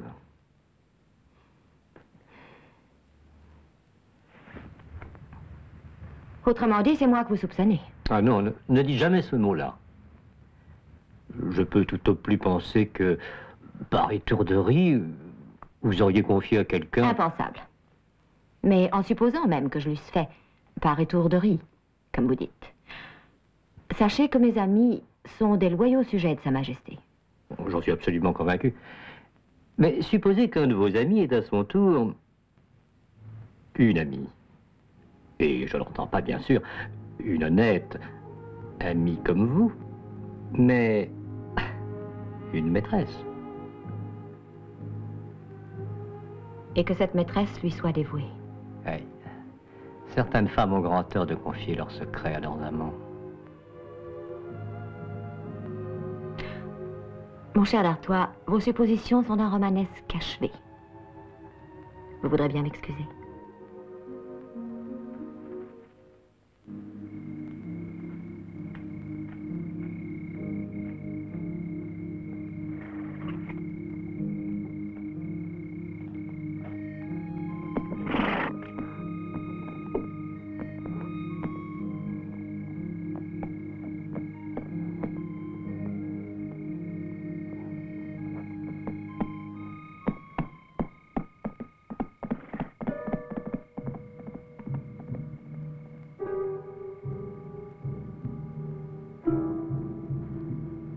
Vous? Que faites-vous ici?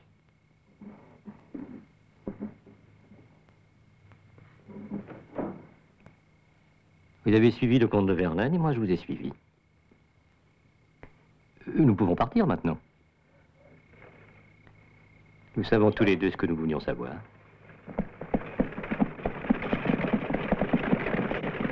Le misérable. Jamais je n'aurais cru ça de lui. Je comprends votre douleur et votre indignation, ma chère. Vous avez aimé un homme indigne de vous. Vous trompez vulgairement avec une fille du peuple. Et ce qui est pire, une espionne. Vous devez les arrêter. Tous les deux. Le comte aussi? Lui aussi. Oh, ce pauvre chevalier n'a été qu'un instrument. Et puis, si je le fais arrêter, c'est exactement comme si je vous faisais arrêter vous-même. Vous avez tous les deux commis la légèreté de raconter des choses qu'il aurait mieux valu taire. Enfin, c'est tout. La vraie coupable, c'est la fille. C'est elle qui doit être interrogée. Et vous verrez qu'à travers elle, nous arriverons jusqu'au Marseillais. Vous croyez? J'en suis sûr. Cette fille doit savoir où il se cache. Et pour ce qui est de lui arracher des aveux, je m'en remets à votre mari. C'est une besogne où il excelle. Oh, pour cela, je le sais. Mais, sous la torture, cette fille pourrait parler d'Henri et de moi? Ce n'est pas impossible. Vous comprenez que dans ma situation... Ah oui, je comprends. Si mon mari venait à savoir... Oui, je comprends. Non, on ne peut pas arrêter cette fille. Mais Antoinette, c'est le seul moyen que nous ayons pour le capturer. Mais ce serait ma perte. Non, on ne le ferait pas. Ah, c'est beaucoup me demander. C'est une chose qu'on peut faire seulement pour la femme que l'on aime. Et dont on est sûr d'être aimé.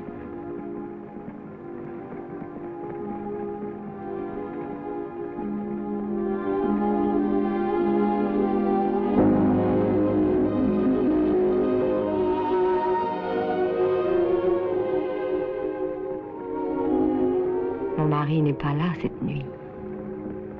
Il est à Paris. Je sais. C'est moi qui l'ai envoyé.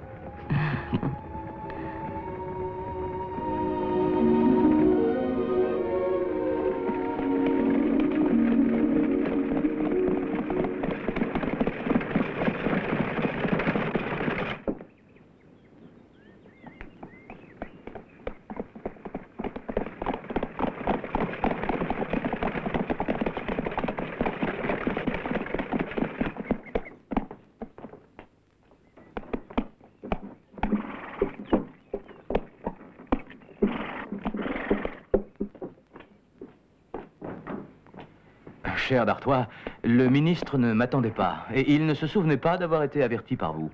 Ah, cet homme-là est d'une distraction proverbiale. Mais vous nous quittez? Oui. Je n'ai que trop abusé de votre hospitalité. Ma mission est terminée, mon cher Laflèche. Et je vous laisse le bénéfice de l'arrestation du Marseillais. Comment? Cela vous sera facile maintenant. À l'auberge du Coq d'Or, il y a une jeune fille, une fort jolie fille. Elle s'appelle Maria. Arrêtez-la immédiatement. C'est une espionne de ce brigand. Une espionne? Et comment avez-vous appris cela? Bon, c'est sans importance. L'important, c'est ce que vous allez découvrir maintenant.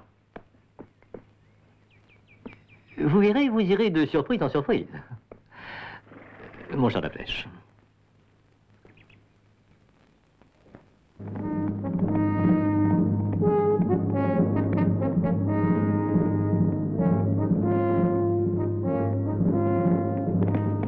Votre maître est à la maison? Oui. Faut que je le vois. Ils ont arrêté Maria. Il n'y a plus qu'à attendre ce brigand. Depuis que cette fille est tombée entre nos mains, nous sommes les plus forts. S'il tente de la libérer, tout est organisé pour le prendre au piège. Regardez. J'ai suivi vos instructions à la lettre.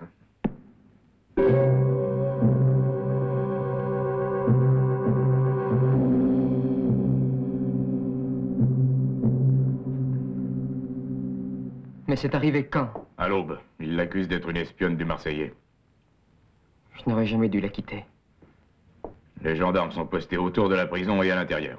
Si nous attaquons, ce sera un massacre. Nous n'arriverons jamais à nous rendre maître de la place. Oui, c'est juste. Je n'ai pas le droit de vous sacrifier de cette façon.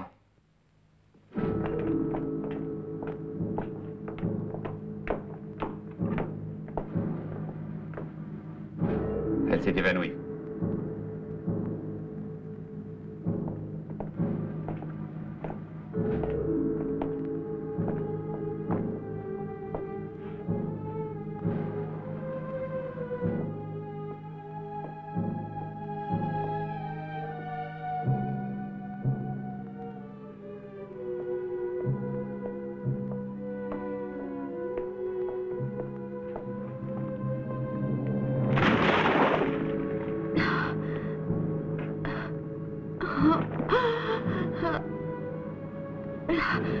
Tu es vraiment idiote, ma fille. Tu n'as pas compris que nous n'aurons aucune pitié de toi. Je poursuivrai cette séance tant que tu ne m'auras pas dit qui est le Marseillais. Tant que tu ne m'auras pas dit où il se cache. Baron Laflèche!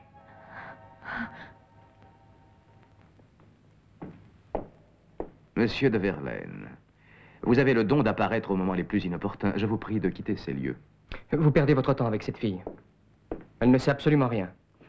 Vraiment? Et comment pouvez-vous l'affirmer?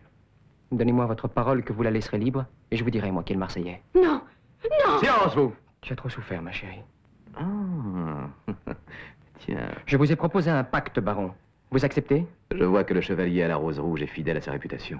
Mais dites-moi, est-ce sur l'oreiller qu'elle vous a appris la véritable identité de ce brigand? Je vous le livrerai, personnellement. Mais avant, je veux votre parole que vous allez libérer cette fille. Je me moque de cette fille, monsieur de Verlaine. Je vous la donne. Et maintenant, dites-moi ce que vous savez. Voici mon épée. Que voulez-vous que j'en fasse? Je suis votre prisonnier. Vous? Moi. Je suis le Marseillais. Vous? Le Marseillais? Et vous pensiez que j'allais croire à un mensonge aussi absurde? Eh bien non! Je parle sérieusement, baron Laflèche. Ah, et vous insistez. Et c'est avec de tels moyens que vous espériez faire libérer cette personne. Vous n'avez pas réussi. Je la garde. Et vous disparaissez. Que plus jamais je ne vous retrouve sur ma route. Maria, dis-lui la vérité. Quel menteur! Jamais de toute ma vie je ne lui ai adressé la parole. Vous avez de la chance. Si je ne vous donne pas la leçon que vous méritez, comte, c'est qu'en réalité, vous êtes plutôt comique. Par inconscience, vous transformeriez les événements les plus dramatiques en farce. La réponse à votre supercherie, la voilà. Il arrive, le Marseillais. Allez donc plaisanter ailleurs, jeune homme. Vous risqueriez d'être malmené et ce serait dommage. Déguerpissez, monsieur de Verlaine. Vous avez entendu? Nous avons un petit travail à faire avec cette gamine.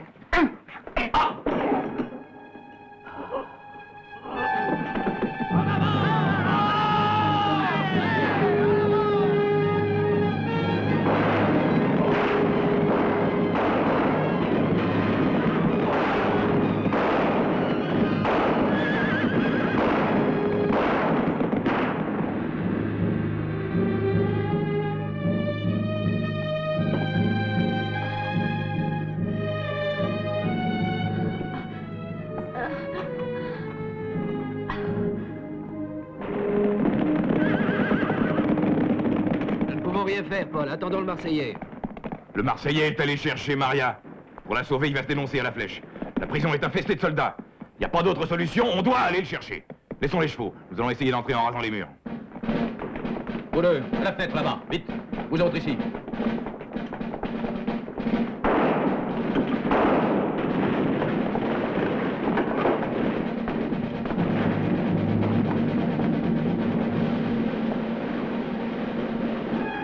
Qu'est-ce que vous faites avec cette épée?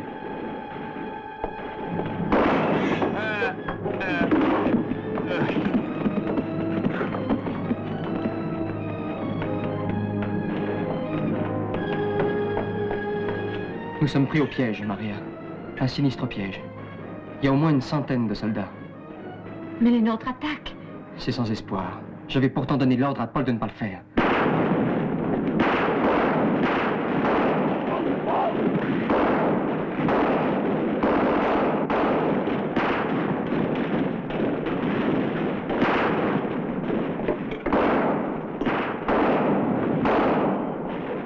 C'est curieux, leur chef n'est pas avec eux. Il n'y a personne avec le manteau noir et le masque. C'est très étrange. Il n'agit pas ainsi en général.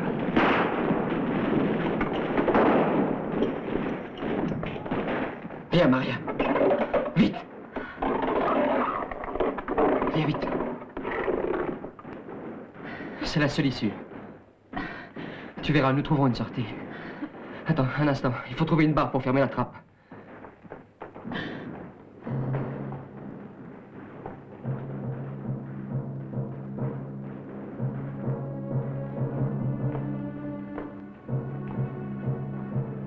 C'est vous qui l'avez tué?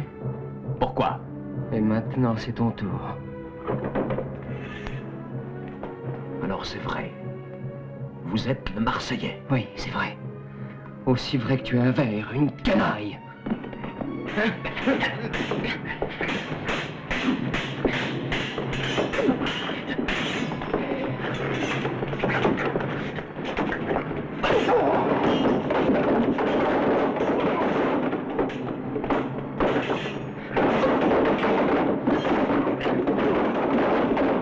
Descends, Maria, vite!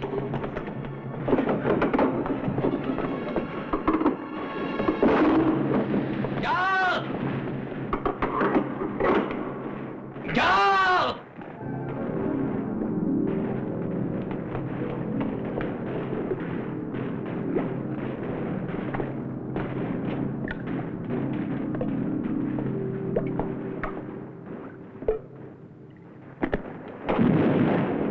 Arrêtez! Arrêtez! Il faut nous réorganiser, autrement nous n'y arriverons pas. Nous allons tous nous faire massacrer. Écoutez-moi, rendez-vous à la clairière. Hey!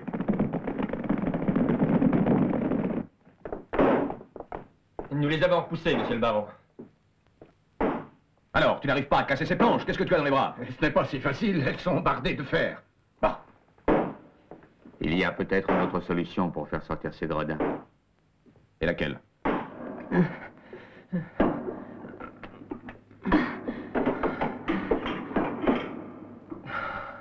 C'est inutile.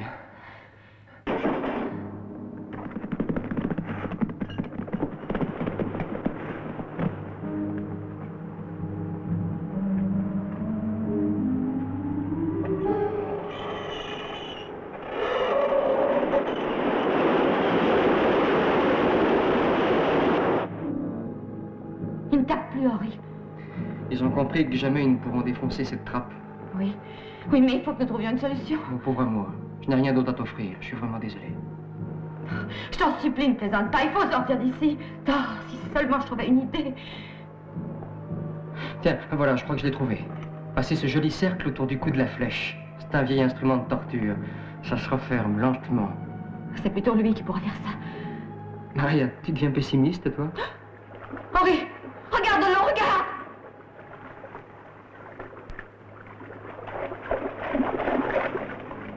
Ils ont ouvert l'écluse du fleuve et le fossé se remplit d'eau. Ils ont décidé de nous noyer. Non, non, ce n'est pas ça qu'ils espèrent. Ils renonceront quand l'eau leur arrivera jusqu'au menton. Vous verrez qu'ils se décideront à soulever cette trappe. S'ils préfèrent mourir noyés que pendus, je te le raccorde. Pour moi, cela ne change rien.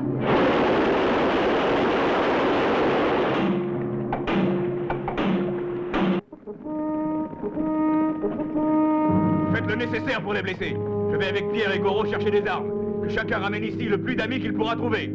Rassemblement à la clairière avant le coucher du soleil. Nous devons faire vite. Il n'y a pas un instant à perdre. Allez, en route. Allons-y, les gars. En avant!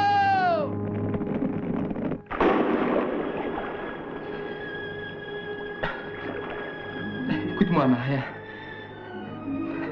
Nous ne sortirons jamais d'ici. Il n'y a plus que la trappe.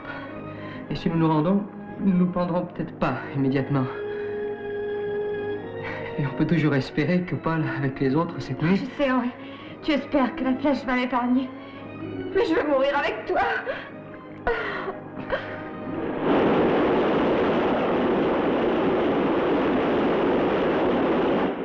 Baron, la flèche, l'eau déborde.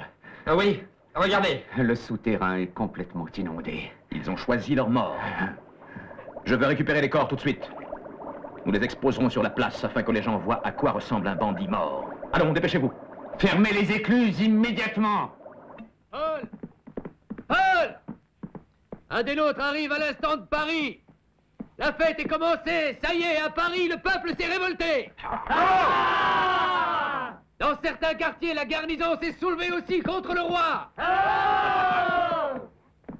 Pour l'instant, libérons le Marseillais. Et demain, si nous avons réussi, nous irons tous à Paris avec lui. Oui, à Paris!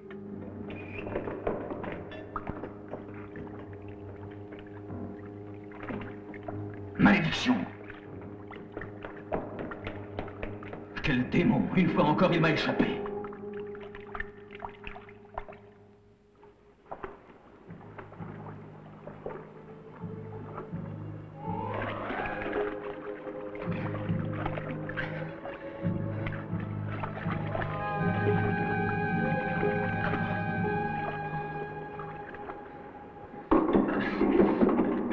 Ils se sont enfuis par là.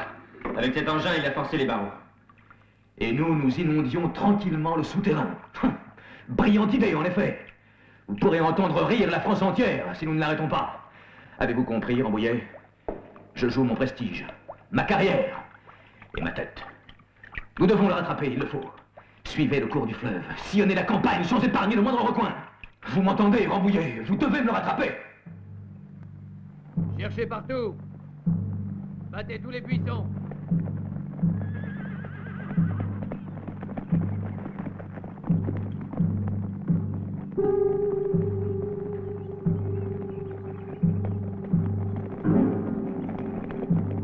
Maria.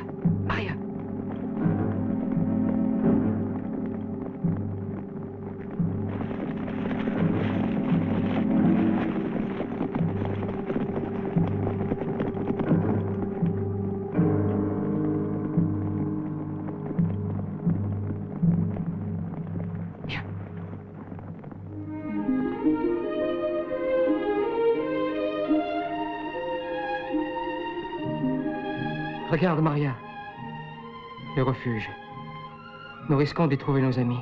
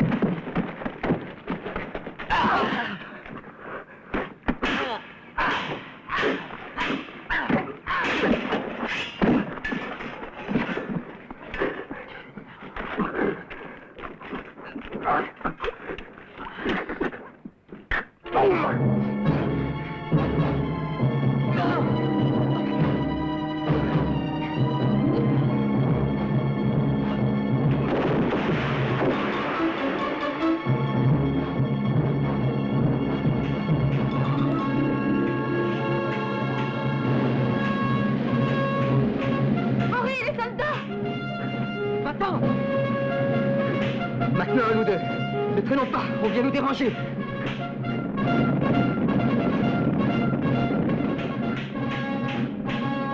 Attention, Henri, j'arrive! Les voilà!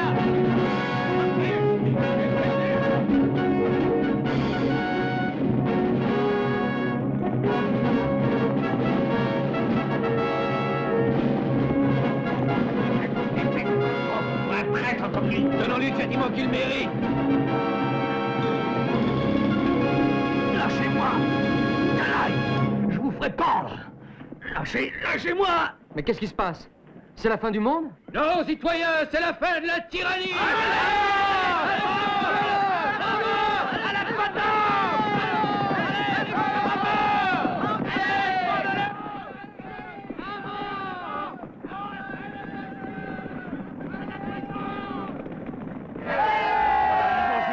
Elle est passée de notre côté. À Paris, le peuple s'est soulevé, il a pris la Bastille, la victoire est à nous, c'est un grand jour pour la France. Nous pourrons enfin inscrire sur sa tombe le véritable nom du Marseillais. Mais Henri, que dis-tu? C'est une longue histoire. Et je crois bien que je te le raconterai. Pourtant, non mais enlève ça. Une femme armée a toujours été un danger qu'il vaut mieux éviter.